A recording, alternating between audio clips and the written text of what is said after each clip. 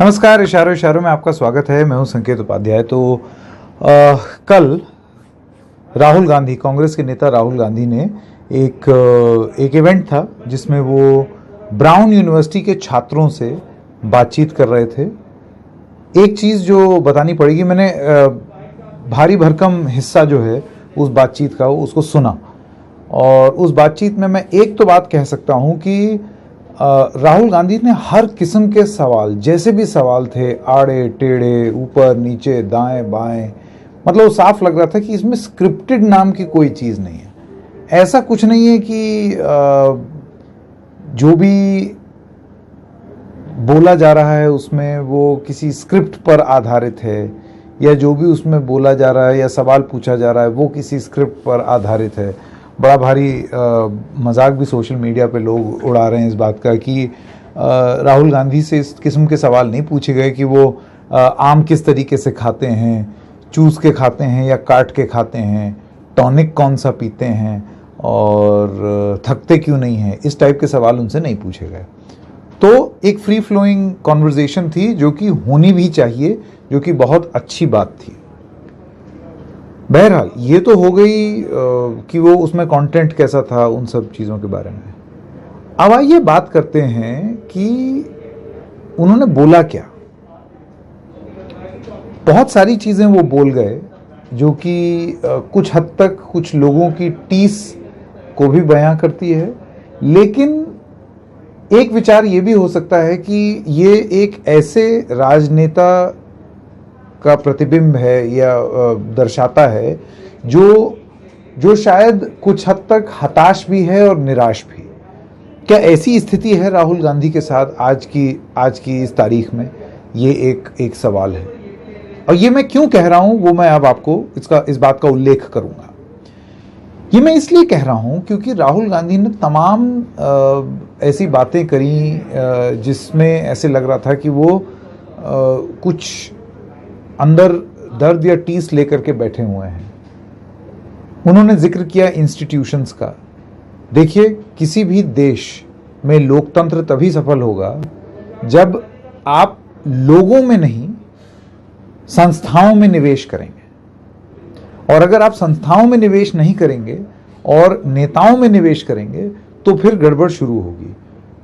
और ये गलती हिंदुस्तान ने कई बार कई राजनेताओं के संदर्भ में की है कि जो संस्थाएं हैं वो कमज़ोर होती गई हैं, उन पर अतिक्रमण हुआ है, अलग अलग पार्टियों द्वारा किया गया है, ऐसा आरोप लगा है, और सब पार्टियां उसमें कुछ ना कुछ कर रहे हैं। ये आरोप कांग्रेस के टाइम पर भी लगता था कि वो अलग अलग संस्थानों का दुरुपयोग करती है अपने राजनीतिक कारणों की वजह से। आज कांग्रेस यही आरोप भारतीय जनता पार्टी पर लगा रही है। राहुल गांधी का यह कहना है कि संस्थाएं अगर कमजोर हो जाएंगी तो फिर हम जाएंगे कहां।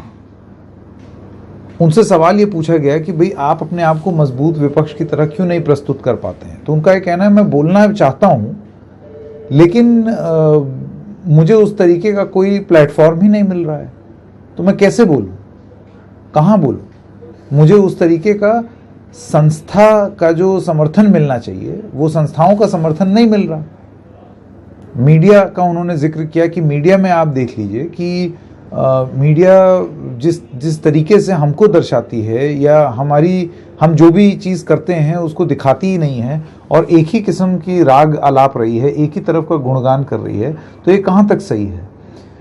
ये बात पूरी तरीके से झूठ नहीं है, काफ़ी हद तक सच है। हाँ, मीडिया एक रास्ते पर ज़रूर चल रही है, लेकिन कल जब इस चीज़ को लेकर के ट्विटर पर कुछ अपने थॉट्स लिखे तो उसमें तमाम लोग जो राहुल गांधी के समर्थक हैं वो नाराज़ हो गए।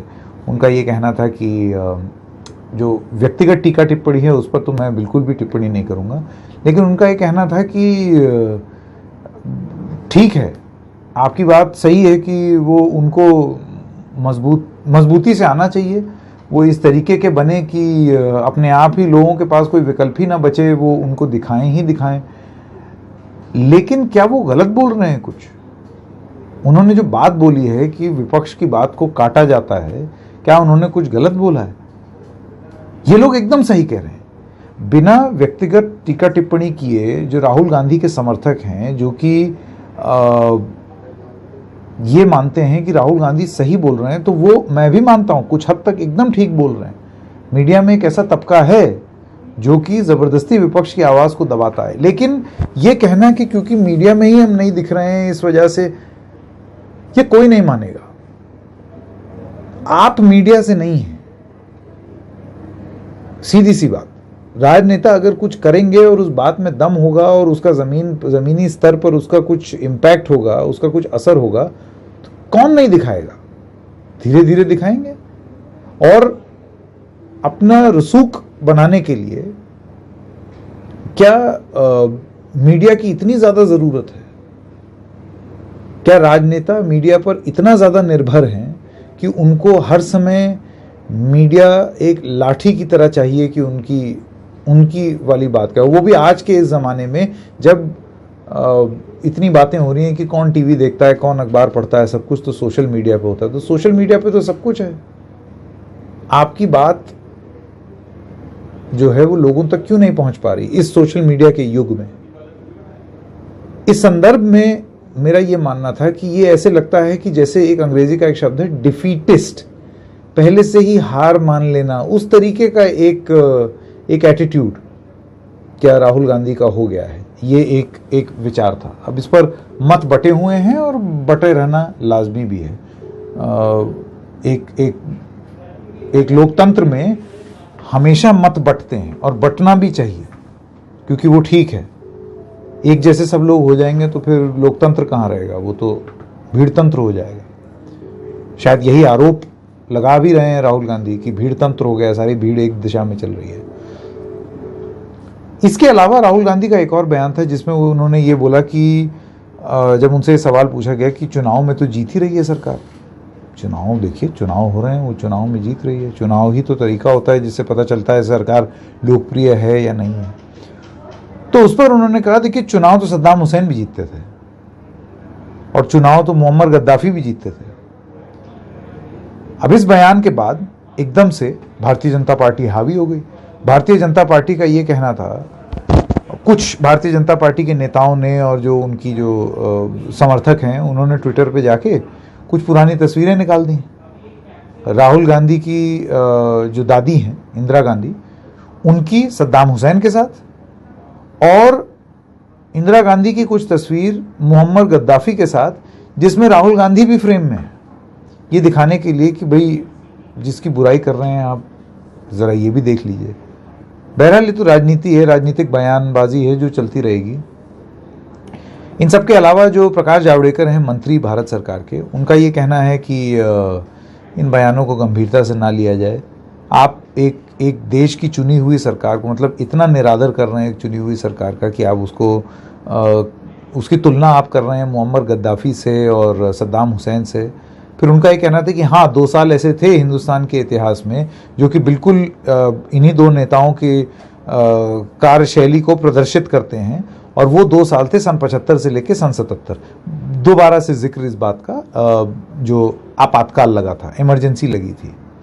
इस पर राहुल गांधी इससे पहले जब चर्चा कर चुके हैं तो उस पर उन्होंने ये बात मानी है और ये बोली है कि आपातकाल की स्थिति उत्पन्न होना और इमरजेंसी लगाना देश में ये एक बहुत बड़ी भूल थी, ये नहीं होना चाहिए था। ये राहुल गांधी ने बयान दिया, तो उस पर आरोप प्रत्यारोप चल रहा है। इसके बाद राहुल गांधी ने एक बहुत ही गंभीर आरोप लगा दिया, जो वो बार बार बोलते हैं कि उनकी विचारधारा की एक लड़ाई लगातार चलती है और वो चलती रहेगी, और शायद इसी वजह से वो राजनीति में हमेशा रहेंगे और सक्रिय रहेंगे। तो जो वो लोग बोलते हैं कि आप हट क्यों नहीं जाते, तो उनका ये कहना है कि अगर ये वाली विचारधारा जिससे मैं लड़ रहा हूँ ये ना होती तो शायद मैं हट भी जाता, लेकिन क्योंकि मैं इस विचारधारा से लड़ रहा हूँ, मैं क्यों हटूँ? सिर्फ इसलिए कि मेरी दादी कोई थी और मेरे पिताजी कोई थे और मेरी माँ कोई है, इस वजह से मैं हट जाऊँ। वो बात कर रहे थे राष्ट्रीय स्वयंसेवक संघ की, और आरएसएस को इसी श्रृंखला में बोलते बोलते वो एक मॉन्स्टर बोल गए, दानव बोल गए, दैत्य बोल गए। बहुत भारी आरोप उन्होंने लगा दिया। अब जाहिर सी बात है ये कोई नई बात नहीं है, उनकी पोजीशन राष्ट्रीय स्वयंसेवक संघ पर बहुत पुरानी है और वो ये पोजीशन लेते आए हैं, ये उनका मत हमेशा से रहा है। लेकिन अब प्रतिक्रिया भी आई राष्ट्रीय स्वयंसेवक संघ की तरफ से तो नहीं, लेकिन भारतीय जनता पार्टी के नेताओं की तरफ से आई कि मतलब ये निरादर नहीं है तो और क्या है कि आप इस तरीके से एक पूरी संस्था को आप दैत्य बोल दे रहे हैं, ये कहाँ तक उचित है। बहरहाल एक बयान था राहुल गांधी का, एक विचार है, एक सोच है जिसको उन्होंने प्रदर्शित किया। दो चीजें और वो बोले, इसका मैं उल्लेख करना चाहता हूं, और ये सारी चीजों का जिक्र मैं इसलिए कर रहा हूं क्योंकि ये सारी वो बातें हैं जो अब बहुत चर्चित हो रही हैं सोशल मीडिया पे और अलग अलग जगह। और राहुल गांधी का ये कहना कि मुझे तो कोई दिखाता ही नहीं, बोलता ही नहीं, सुनता ही नहीं, तो फिर अगर नहीं सुनते तो फिर ये सब कैसे हो रहा है, उस पर इतनी चर्चा कैसे हो रही है। तो चर्चा हो रही है, पॉजिटिव हो रही है या नेगेटिव हो रही है, चर्चा तो हो रही है। अब ये कहना कि आप पॉजिटिव ही चर्चा करें तो वो तो फिर आप एक तरीके से उम्मीद करते हैं लोकतंत्र में कि आपकी सिर्फ बड़ाई हो। ऐसा तो नहीं होता, बड़ाई तो किसी की भी नहीं होनी चाहिए। ठीक उसी तरीके से कि हर समय मोदी का गुणगान भी नहीं होना चाहिए प्रधानमंत्री का, कि प्रधानमंत्री आम कैसे खाते हैं, प्रधानमंत्री फलाना कैसे करते हैं, सोते क्यों नहीं हैं, क्या नहीं करते, वो भी उचित नहीं है। उनसे सीधे सीधे सवाल पूछे जाने चाहिए, देश की अर्थव्यवस्था पे सवाल पूछे जाने चाहिए जो कि एनडीटीवी में हम हमेशा पूछते हैं। उनसे जॉब लॉसेस पे सवाल पूछे जाने चाहिए जो कि एनडीटीवी पे लगातार कार्यक्रम होते हैं जिसमें हम पूछते हैं। अगर आप राजनीति की बात कर लें, अलग अलग इंस्टीट्यूशंस की बात कर लें, तो उस पर जो सवाल होते हैं वो पूछे जाने चाहिए जो कि हम एनडीटीवी में हमेशा पूछते हैं। लेकिन उसी श्रृंखला में सवाल कांग्रेस पार्टी से भी पूछे जाने चाहिए। अगर आप अपने आप को राजनेता कहते हैं और आप विपक्ष में हैं और विपक्ष की एक भूमिका निभाते हैं तो आप सवालों से बच नहीं सकते। अब हाँ, ये बात भी उनकी सही है राहुल गांधी की, जिसमें वो कहते हैं कि कांग्रेस पार्टी की कि आपको हमें सिर्फ और सिर्फ सारे खोट आपको विपक्ष में ही दिखते हैं, मीडिया को। ऐसा है, अगर आप देख लें और चैनलों को या जो प्रकाशन है उनको देख लें तो बिल्कुल ऐसे लगता है कि जैसे विपक्ष से कड़े सवाल पूछना यही पत्रकारिता है और यही परमो धर्म है, और इसी से लोकतंत्र मजबूत होगा कि अगर हम विपक्ष से ही सवाल पूछते रहें। लोकतंत्र मजबूत होगा अगर आप विपक्ष से ही सवाल पूछें, ये नहीं। लोकतंत्र मजबूत होगा अगर आप सरकार से और विपक्ष से भी सवाल पूछें। ये है हमारा बस मानना, मेरा व्यक्तिगत मानना तो यही, तो इसको कोई भी अन्यथा ना ले। राहुल गांधी ने यह भी बोला कि मेरा माइक बंद कर देते हैं संसद में, मैं बोलना नहीं दिया जाता, मुझे मेरा माइक बंद कर दिया जाता है। उस पर भी अलग अलग जगह से प्रतिक्रिया आई कि जब वो आखिरी बार बोले थे मोशन ऑफ थैंक्स पर, उन्होंने बजट पे बोलना था, वो किसानों पे बोले, उसके बाद उन्होंने 2 मिनट का मौन रखवा दिया। और ये संसदीय प्रणाली जो है जिसमें जो रूल्स एंड रेगुलेशंस हैं उससे अलग हट करके कार्रवाई हुई, ये एक बात हो गई। तमाम बातें राहुल गांधी ने अपने उसमें जिक्र किए है। और एकदम आखिरी में, लास्ट में, जब वो ब्राउन यूनिवर्सिटी का उनका जो लेक्चर जब खत्म हुआ तब उसमें उनसे ये स्टूडेंट्स के संदर्भ में वो खुद ही बोले, मतलब किसी ने ये सवाल उनसे पूछा नहीं था, उन्होंने बोला कि ये देखिए मैं बात कर रहा हूँ अंतर्राष्ट्रीय छात्रों से जिसमें कुछ हिंदुस्तानी छात्र भी हैं, छात्र और छात्राएं। मैं ब्राउन यूनिवर्सिटी के छात्र और छात्राओं से बात कर रहा हूँ, मैं देश के भी छात्र और छात्राओं से बात करना चाहता हूँ, मैं देश की अलग अलग यूनिवर्सिटीज़ में जा कर के वहाँ बात करना चाहता हूँ। लेकिन अगर मैं बात करना चाहूँगा तो ये सरकार वो अलाउ ही नहीं करेगी, उसको कैंसिल कर देगी। मैं इसलिए देश की यूनिवर्सिटीज़ में छात्र और छात्राओं से बात नहीं कर पाता क्योंकि ये सरकार होने नहीं देती। ये उनका बड़ा गंभीर आरोप है, आरोप गंभीर है।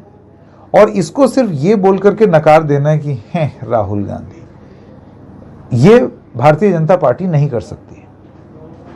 अब देखना ये है कि ये जो सारी बातें बोलेंगे कि मेरा माइक बंद कर देते हैं, तो अगली बार राहुल गांधी संसद में कब बोलते हैं और कौन उनका माइक बंद करता है, इस बात का उल्लेख सामने आना चाहिए। क्योंकि सरकार से पूछे तो वो बोलेंगे कि जब आप विदेश चले जाएंगे और संसद अटेंड ही नहीं करेंगे और अटेंडेंस आपकी पुअर रहेगी, तो फिर आप ये आरोप कैसे लगा देते हैं कि आपका माइक बंद कर दिया और फलाना किया और ढिमकाना किया।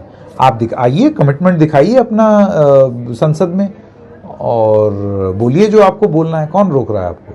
तो अगली बार वो कब बोलेंगे वो देखना होगा। और फिर अगर माइक बंद करेगी सरकार या उनको नहीं बोलने देगी तो तब वो हल्ला मचाएं, तब पता चल जाएगा, दूध का दूध पानी का पानी हो जाएगा। दूसरी बात, वो यूनिवर्सिटी में, विश्वविद्यालय में, भारतीय विश्वविद्यालयों में उनका कार्यक्रम हो और अगर उनको उनका कार्यक्रम ना सरकार चलने दे या केंद्र सरकार उसको रोक दे, अगर वो सेंट्रल यूनिवर्सिटी हो, तो तब वो आकर के बोलें कि ये प्रकरण था, इस दिन में इस विश्वविद्यालय से मुझे न्योता था, मैं यहां बोलने वाला था, सरकार ने ये मना कर दिया, तब बात सामने आएगी। स्पेसिफिक इंस्टेंसेस पर अगर बात होगी तो ज़्यादा सही होगा, कि मतलब एकदम बिल्कुल वैसी बातें कि ये प्रकरण था, ऐसा था और ये नहीं हुआ, तब बात बनेगी। माइक उनका अगली बार बंद हो तो बताएं, किसी विश्वविद्यालय में नहीं जा पाए तो बताएं।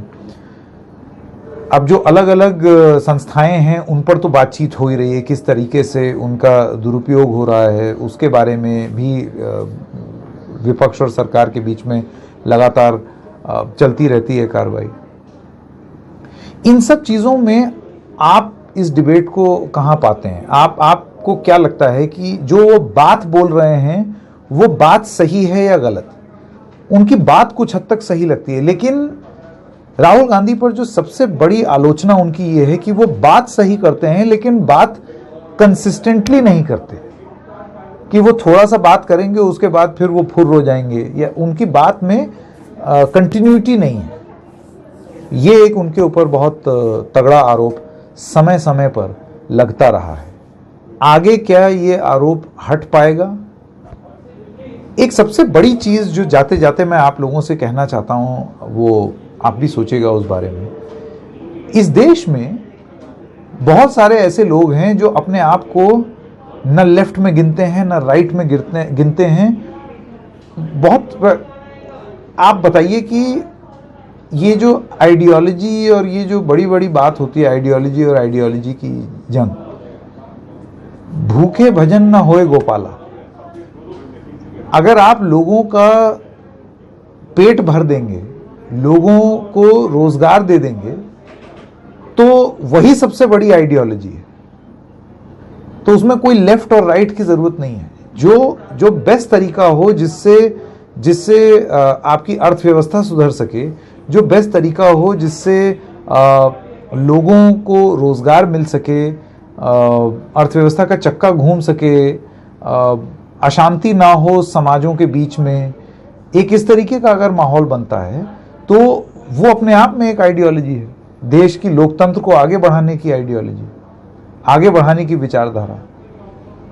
ये विचारधारा की सारी बात ही इसलिए होती है क्योंकि ये बड़ा कन्वीनियंट पॉलिटिकल आर्ग्यूमेंट होता है कि हम तो ये हैं, वो ये थे, उतने साल का जो अत्याचार है उसको हम काउंटर करने के लिए, ना लेफ्ट ना राइट। हमारा ये मानना है कि हमारा मतलब मेरा व्यक्तिगत रूप से कि लेफ्ट और राइट के कहीं बीच में एक सेंट्रिज्म, जिसको आजकल बहुत सारे लोग सेंट्रिस्ट अप्रोच, जिसको आजकल बहुत सारे लोग बोलते हैं मंकी बैलेंस, तराजू पत्रकार, तराजूपना। तराजू कुछ नहीं होता। अगर आप सोचने वाला दिमाग रखेंगे तब आपको पता चलेगा कि, तब आपको दिखेगा कि ना ये पूरी तरीके से परफेक्ट है ना वो पूरी तरीके से परफेक्ट है। उसकी बात में ये खोट है, इसकी बात में ये खोट है, उसकी बात में ये सही है और इसकी बात में वो सही है। ये एक खुले दिमाग का प्रतीक होता है और इसी को मैं मानता हूं एक सेंट्रिस्ट अप्रोच, कि ना लेफ्ट ना राइट, लेफ्ट वर्सेस राइट नहीं, लेफ्ट बनाम राइट नहीं, लेफ्ट एंड राइट। कुछ चीजें इनकी सही होंगी, कुछ उनकी सही होगी। यही सेंट्रिज्म, यही सेंट्रिस्ट होना होता है। ये स्पेस बहुत टाइम से कांग्रेस ऑक्यूपाई करती थी, ये उनकी जगह थी भारत की राजनीति में, ना लेफ्ट ना राइट, कहीं बीच में। तो बाद में फिर ये हुआ कि अपीजमेंट का, तुष्टिकरण का आरोप, ये दुनिया जहां की बातें हुई। और उसके बाद धीरे धीरे धीरे करके अब एक ऐसी स्थिति आई है कि वो सेंट्रिस्ट वाली जो जगह थी, जो कांग्रेस अपने आप को जहां पाती थी, जिस वजह से कांग्रेस वाले बहुत गर्व से कहते भी थे कि हम तो फैक्ट्री सेटिंग है इस देश की, हम तो कंप्यूटर की वो सेटिंग है कि यही है, भारत ऐसा ही है। उसके बाद वो लोग इधर उधर निकल जाएं तो कोई नहीं। पिछले कुछ सालों में वो जो सेंट्रिस्ट पोजीशन थी कांग्रेस पार्टी की, वो कमजोर हुई है और ये कांग्रेस पार्टी को मानना पड़ेगा, कमजोर हुई है। और उस स्पेस को ऑक्यूपाई करने के लिए बहुत सारी पार्टीज आई हैं। आप देखिए कि धीरे धीरे एनसीपी आई, उसके बाद धीरे धीरे ममता बनर्जी आई, सब हर कोई तो कांग्रेस पार्टी में से निकला है। और अब दिल्ली में आम आदमी पार्टी आई है जो अपने आप को उस सेंट्रिस्ट पोजीशन में लाने की कोशिश करती है। थोड़ा सा हिंदुओं को भी बात करते हैं, मुसलमानों की भी बात करते हैं, देशभक्ति की बात करते हैं, तरह तरह की बातें करते हैं। ये स्पेस कांग्रेस अपना राजनीतिक वर्चस्व किन्हीं किन्हीं कारणों की वजह से, और मुख्य रूप से जो आरोप लगता है अपने अनरिजॉल्व्ड लीडरशिप की वजह से, कि नेता कौन होगा ये ना तय कर पाने की वजह से ये जगह वो धीरे धीरे खोती चली जा रही है। इसके लिए कौन सा मीडिया जिम्मेदार है, कौन सी संस्था जिम्मेदार है, ये मेरे समझ के परे है। आप अपना घर संवार लीजिए, मजबूती से अपने आप को एक विपक्ष की तरह रखिए।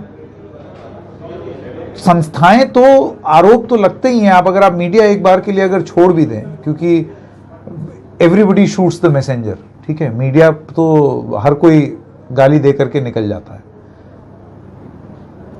संस्थाएं, कौन सी सरकार में उन पर आरोप नहीं लगा है, ये कोई एक्सक्यूज नहीं है कि संस्थाएं आजाद ना हो, लेकिन आरोप कांग्रेस में भी थे कि वो संस्थाओं को अपने काबू में, वश में करके रखते थे। बहरहाल संस्थाओं का मजबूत होना ही लोकतंत्र का मजबूत होना है।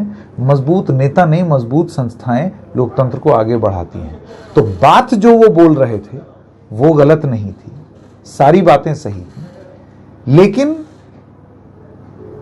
बात में जो टीस थी वो बिल्कुल ऐसी लग रही थी, मेरा विश्लेषण है, कि आपने बोल दिया सिर्फ इसलिए कि आपके मन में कोई गुबार है, और वो बात बोल करके फिर वहीं खत्म हो गई। उसमें आगे जमीनी स्तर पर उसको आगे बढ़ाने की कोई प्रयास मजबूती से, एक मजबूत नेतृत्व के साथ कांग्रेस पार्टी नहीं दिखा रही। ये उनका ब्राउन यूनिवर्सिटी का जो स्पीच थी उस पर हमारा आज विश्लेषण है।